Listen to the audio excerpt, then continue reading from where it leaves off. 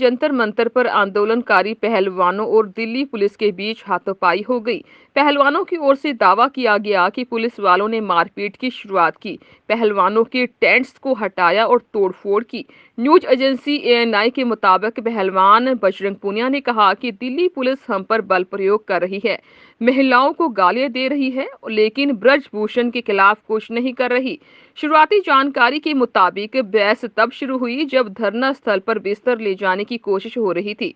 विनेश फोगाट का दावा है कि एक पुलिस वाले ने शराब के नशे में उनके भाई से बदतमीजी की, उन्हें और उनकी बहन संगीता फोगाट को धक्का भी दिया। घटना के जो वीडियो सामने आए उसमें पहलवान साक्षी मलिक रोती हुई नजर आई। जब पहलवान विनेश फोगाट प्रेस को संबोधित कर रही थी तब वो भी रो दी। अपने बचाव में दिल्ली पुलिस ने कहा कि कुछ लोगों को धरना स्थल पर फोल्डेबल कोट्स यानी कि फोल्ड होने वाली चारपाई ले जाते देखा गया। जब उनसे सवाल जवाब किया गया तो वो आक्रामक हो गए और पहलवान इसी बहस में शामिल हो गए। दिल्ली पुलिस का ये भी कहना है कि पहलवानों ने एक पुलिस वाले को दबोचा, जिसके बाद पुलिस ने स्थिति नियंत्रण की है। पुलिस ने ये भी दावा किया कि किसी पहलवान को नहीं पीटा गया। इसी बीच आम आदमी पार्टी के नेता सोमनाथ भारती ने दावा किया कि उन्होंने पहलवानों के लिए बैट्स की मांग की थी, जिसके बाद उन्हें ही हिरासत में ले लिया गया। और जो घटना जिस तरह की तस्वीरें सामने निकल आई, उस पूरे मसले पर सर क्या अपडेट है, क्या कुछ? ये बेसिकली ये जो जंतर मंतर की प्रोटेस्ट साइट है उसमें ये सोमनाथ भारती जी जो हैं कुछ फोल्डिंग बेड्स लेकर आए थे, तो क्योंकि परमिशन नहीं है और ये इसलिए वो फोल्डिंग बेड्स के लिए उन्हें मना किया गया। उसमें कुछ जो प्रोटेस्टिंग रेसलर्स के सपोर्टर्स हैं वो बैरिकेड पर आ गए और बेड्स निकालने की कोशिश की। उसमें थोड़ा गुत्थम गुत्था थोड़ा ऑल्टरकेशन टाइप हो गया और यही मसला है।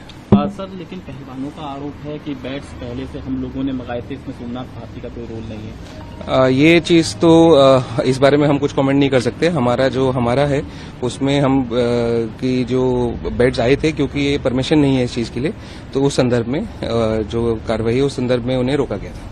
कुछ लोगों को सर चोट किस लगी है, क्या उन्हें हॉस्पिटल ये थोड़ी जो चोट है, कुछ हम पुलिसकर्मी और इनकी तरफ से भी चोट है। हॉस्पिटल ले जाने के लिए हम इनसे रिक्वेस्ट कर रहे हैं कि हमें दे दें, हम इन्हें हॉस्पिटल ले जाएं। अभी वो मान नहीं रहे हैं और हमारे वाले जिनको भी जो है उनकी भी हम मेडिकल करवा रहे हैं। संख्या कितनी है सर इनकी दोनों तरफ की? ये संख्या अभी इस समय बताना मुश्किल है। धरना दे रहे पहलवानों का कहना है कि फेडरेशन द्वारा उन्हें नीचा दिखाने की कोशिश की जा रही है। इतनी मेहनत से देश के लिए मेडल जीतने के बावजूद भी उन्हें वो सम्मान नहीं मिल रहा जो उन्हें दिया जाना चाहिए। यहाँ तक विनेश फोगाट ने ये भी कहा था कि किसी भी खिलाड़ी के साथ कुछ होता है तो इसके जिम्मेदार ब्रजभूषण शरण सिंह होंगे। उन्होंने कहा था कि महिला पहलवान को कई तरह की परेशानी होती है। रेसलिंग फेडरेशन के प्रेसिडेंट के द्वारा महिला खिलाड़ियों का शोषण किया गया।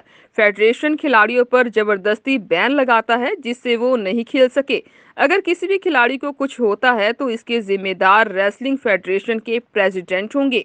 प्रदर्शन कर रहे पहलवानों ने ब्रजभूषण शरण सिंह पर जो आरोप लगाए हैं उन पर ब्रजभूषण ने सफाई दी थी। उन्होंने कहा था कि क्या पिछले 10 सालों से फेडरेशन में कोई दिक्कत नहीं थी? जब नए नियम कायदे आते हैं तो नई समस्याएं भी सामने आती हैं।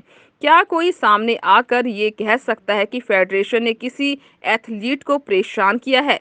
आपको बता दें कि विनेश फोगाट के तमाम आरोपों में एक आरोप ये भी है कि ब्रजभूषण ने उन्हें खोटा सिक्का बताया था।